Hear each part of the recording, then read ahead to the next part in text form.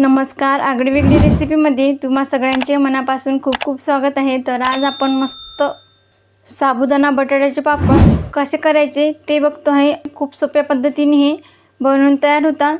Measurement अचूक प्रमाणासह दिलेला आहे। बटाटा किती घ्यायचा, साबुदाणा किती घ्यायचा याचा अचूक प्रमाण आहे। तुम्हाला त्यासाठी व्हिडिओ संपूर्ण बघायचा आहे, अजिबात कुठेही स्किप करून बघू नका। आणि बघा मस्त इथं हा एकदम कुरकुरीत आणि खुसखुशीत साबुदाणा बटाटा पापड मस्त असा हलका फुलका आणि खुसखुशीत देखील होतो। तर लहानांपासून मोठ्यापर्यंत आवर्जून हे पापड खातील। आणि व्हिडिओ संपूर्ण बघा, भरपूर साऱ्या अशा टिप्स आहे तर त्या तुम्ही फॉलो करा। तुमचाही साबुदाणा बटाटा पापड छान हा असा खुसखुशीत होईल। चला तर मग वेळ न गमावता पटकन आपण रेसिपीला सुरुवात करूया। पण त्या अगोदर जर तुम्ही चॅनलवर नवीन असाल तर पटकन सबस्क्राइब करा आणि त्याचबरोबर बेल आयकॉन हिट करून ऑल सिलेक्ट करा। चला तर मग साबुदाणा बटाट्याचे पापड बनवायला आपण लगेच सुरुवात करूया। साहित्य बघूया। तर इथं मी 150 ग्राम साबुदाणा घेतला आहे। 1 वाटी गच्च भरून हा साबुदाणा आहे। चवीनुसार मीठ लागेल आणि अर्धा चमचा चिली फ्लेक्स घेतली आहे। आता इथं मी तिखटाचं प्रमाण फार कमी घेतलं आहे। तुम्ही कमी जास्त करून तिखटाचं प्रमाण घेऊ शकता। चिली फ्लेक्सच्या ऐवजी तुम्ही हिरवी मिरची सुद्धा यामध्ये घालू शकता। आणि इथं मी अर्धा किलो बटाटे उकळून घेतले, त्याची साल सुद्धा काढून घेतली आहे। आता सगळ्यात आधी आपल्याला साबुदाणा भाजून घ्यायचा आहे। सर्वप्रथम इथं मी कढई गरम करायला ठेवली आहे। आता यामध्ये आपल्याला साबुदाणा घालून घ्यायचा आहे आणि हा साबुदाणा गॅस मंद आचेवर करून आपल्याला 4 ते 5 मिनिटांसाठी व्यवस्थित असा चांगल्या प्रकारे भाजून घ्यायचा आहे। बघा इथं 4 ते 5 मिनिटं साबुदाणा चांगल्या प्रकारे असा मी भाजून घेतला आणि याचा हलकासा रंग सुद्धा चेंज झाला आहे, तुम्ही बघू शकता। आता आपल्याला गॅस बंद करायचा।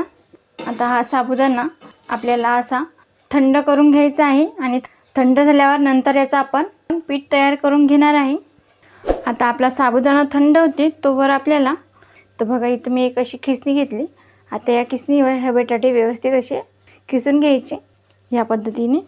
बघा मस्त असं बारीक होत आहे। आता या पद्धतीने मी सगळे बटाटे असे किसून घेते। बघा इथे मी सगळे बटाटे किसून घेतले आहे। आता आपल्याला हाताने छान ही मॅश करायची आहे।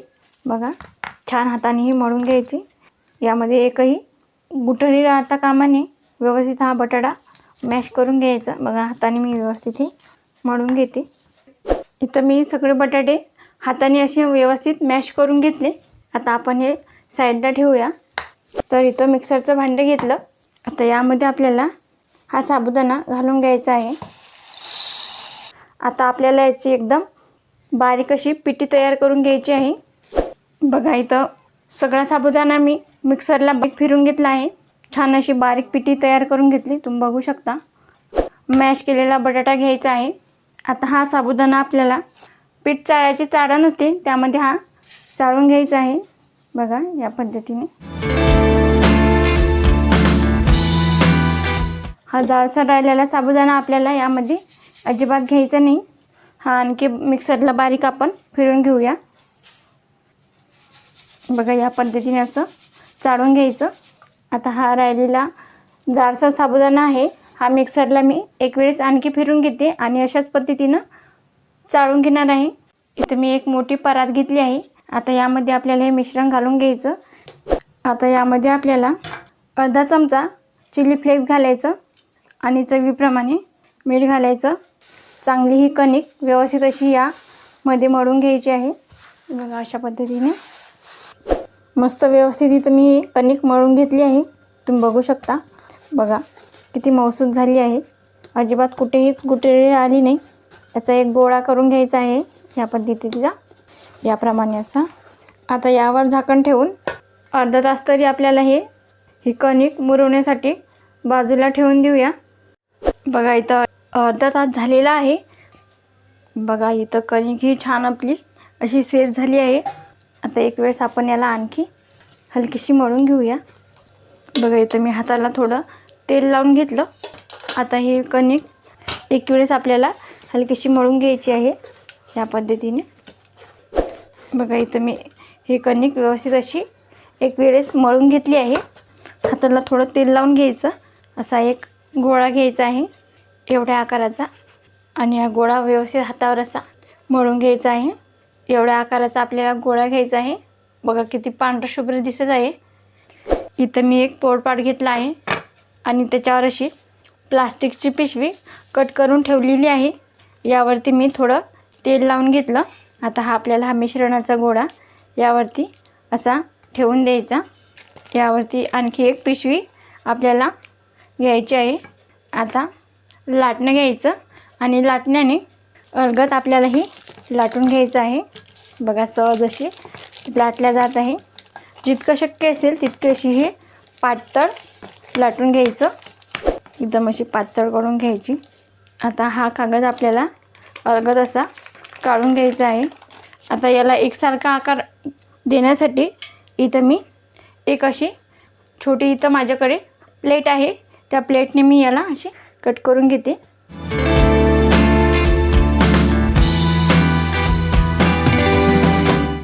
हे साईडचं मिश्रण आपल्याला असं काढून घ्यायचं.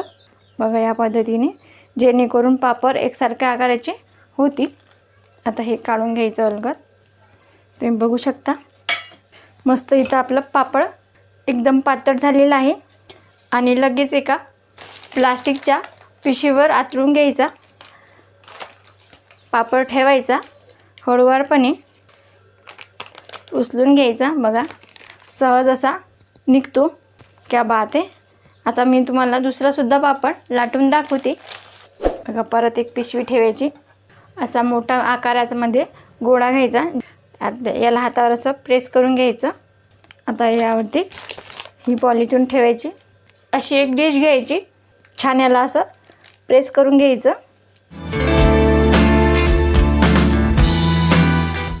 बघा क्या बात आहे. सहज अशी लाटल्या जाते. लागल्यास आपल्याला थोडंसं आणखी याला लाटून घेऊ शकतो, जेणेकरून पापड हा एकसारखा आणि पातळ होतो. आता अलगद ही पिशवी काढून घ्यायची.